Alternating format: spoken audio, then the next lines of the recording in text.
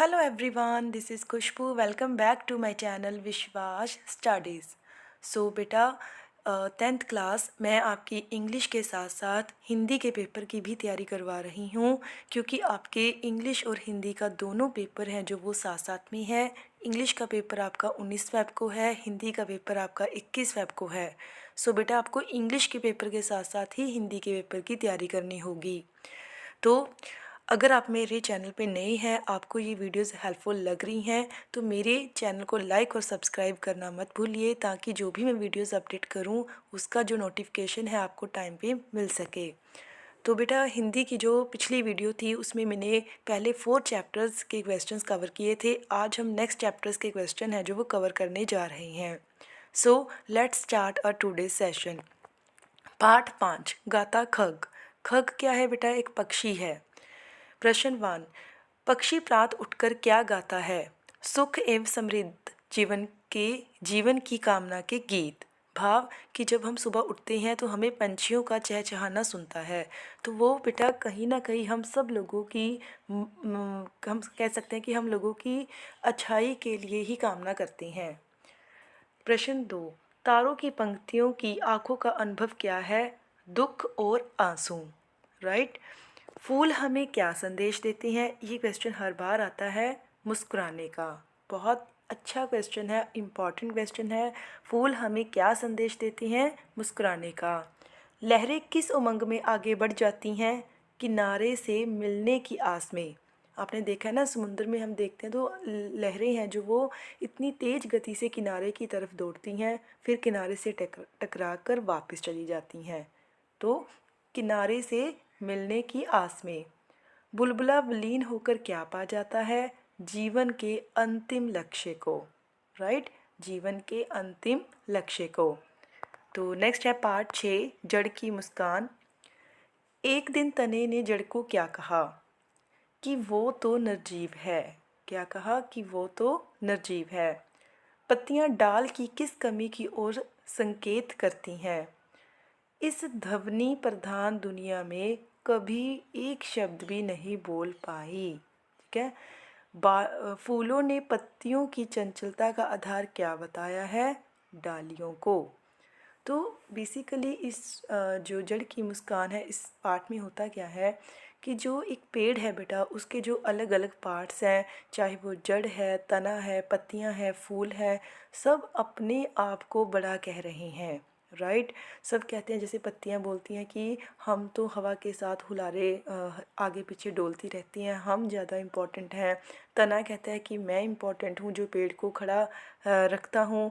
फूल कहते हैं कि अगर मैं ना होता तो तुम्हें कोई देखता तक नहीं। पर इन सब में शांत कौन रहता है? जड़। इसीलिए चैप्टर का नाम है जड़ की मुस्कान। भाव कि जड़ को पता है कि अगर जड़ है पेड़ की तभी पेड़ खड़ा है, तभी उसके बाकी पार्ट्स काम कर रहे हैं। अगर वो नहीं है तो वो पेड़ काम कर नहीं सकता, वो खड़ा नहीं हो सकता।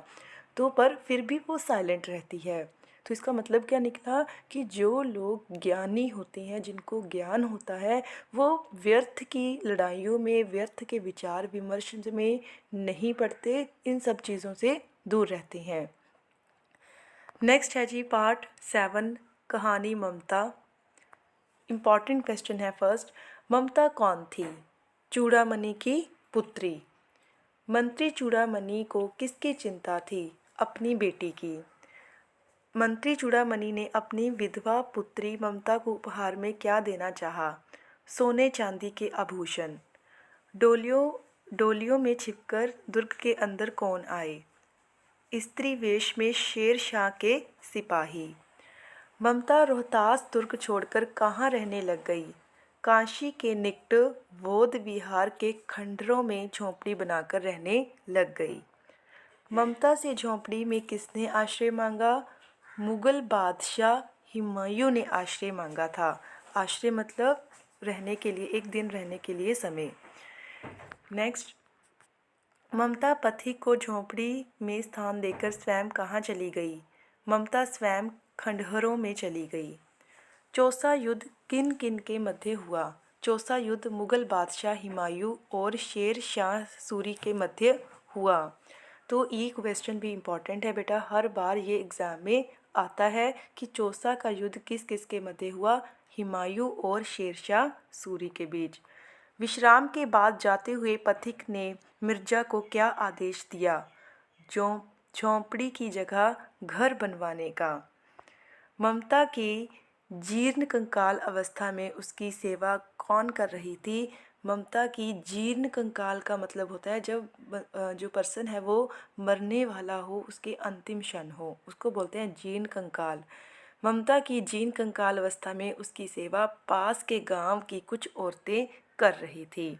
तो इसमें बेटा जो आपके क्वेश्चन है, एक तो ममता कौन थी, ये इम्पॉर्टेंट है। मंत्री चूड़ामणि को किसकी चिंता थी, अपनी बेटी, ये, और चौसा का युद्ध। इस चैप्टर में होता क्या है, जो ममता होती है वो बेटा विधवा होती है, राइट। तो उसके जो मतलब कि जो उसका जो पापा होते हैं चूड़ामणि, तो उसके लिए काफ़ी सारी धन दौलत को इकट्ठा करना चाहता है रिश्वत लेकर, पर ममता उसको मना कर देती है। बाद में उनके जो राज्य पे है वो हमला हो जाता है, इसलिए ममता, जो उसके पापा हैं, उसकी डेथ हो जाती है। ममता अपनी जान छिपाकर खंडोरों में छुप जाती है और एक झोंपड़ी बना लेती है। एक दिन वहाँ पे कौन आता है, हुमायूं आता है बेटा वहाँ पे उसकी मदद के लिए, कि एक दिन वो उसकी झोंपड़ी में विश्राम करना चाहता है। ममता उसको आज्ञा दे देती है। हुमायूं एक दिन वहाँ पे बिताने के बाद ममता को कहता है कि तुमने मेरी हेल्प की है, इसलिए मैं तुम्हारे लिए अच्छा घर बनवाऊंगा। ये कहकर वो वहाँ से चला जाता है, पर बाद में कोई भी ममता की मदद के लिए आगे नहीं आता, और ममता ऐसे ही ममता की मृत्यु है जो वो हो जाती है। तो ये बेसिकली इस कहानी जो कहानी है वो ममता थी। नेक्स्ट है बेटा अशिक्षित का हृदय, ठीक है, अशिक्षित का हृदय। फर्स्ट क्वेश्चन, बूढ़े मनोहर सिंह का नीम का पेड़ किसके पास गिरवी था। इम्पॉर्टेंट क्वेश्चन है ये बेटा, हर बार आता है। ठाकुर शिवपाल सिंह के पास। किसके पास था, ठाकुर शिवपाल सिंह के पास। ठाकुर शिवपाल सिंह रुपये ना पाए जाने पर किस बात की धमकी देता है, पेड़ काटने की, ठीक है, पेड़ काटने की। मनोहर सिंह ने रुपए लुटाने की मोहलत कब तक की मांगी थी, 1 सप्ताह की। नीम का वृक्ष किसका लगाया हुआ था, मनोहर सिंह के पिता के द्वारा। तेजा सिंह कौन था, प्रतिष्ठ किसान का 15-16 साल का बेटा था। ठाकुर शिवपाल सिंह का कर्ज अदा हो जाने के बाद मनोहर सिंह ने अपने नीम के पेड़ के विषय में क्या निर्णय लिया, अपना नीम का पेड़ तेजा सिंह को देने का निर्णय लिया। तो बहुत ही अच्छी स्टोरी, इम्पॉर्टेंट स्टोरी है। इसमें क्या होता है बेटा, हमारे पास बेसिकली 3 करेक्टर्स हैं। फर्स्ट है बूढ़ा मनोहर।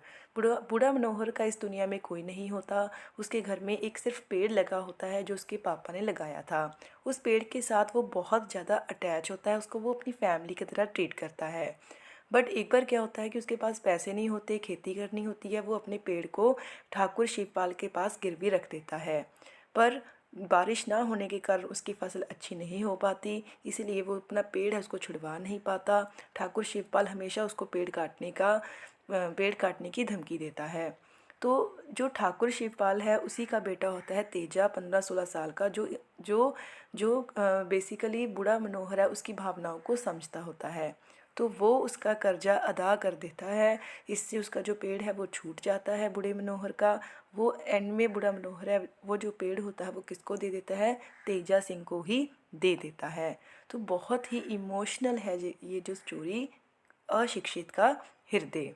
तो आई होप आपको आज की जो हमने 3 स्टोरीज़ बेटा कवर की हैं क्लियर, अच्छे से समझ में आ गई होगी। अगर आपको कोई भी टॉपिक समझ में नहीं आ रहा, मुझे कमेंट सेक्शन में बताइए, मैं आपको दोबारा क्लियर कर दूंगी। पर बेटा आपने अच्छे से स्टडी करनी है, हिंदी बहुत ही प्यारी और अच्छी लैंग्वेज है। अच्छे से तैयार होके आपने, अच्छे से प्रिपेयर होके आपने एग्ज़ाम में जाना है, और फिर मुझे बताना है कि आपका पेपर है जो वो कैसे हुआ। वीडियोस के साथ बने रहिए। तो नेक्स्ट वीडियो में हम मिलते हैं कुछ और इम्पॉर्टेंट क्वेश्चंस के साथ। Till then never give up, good bye.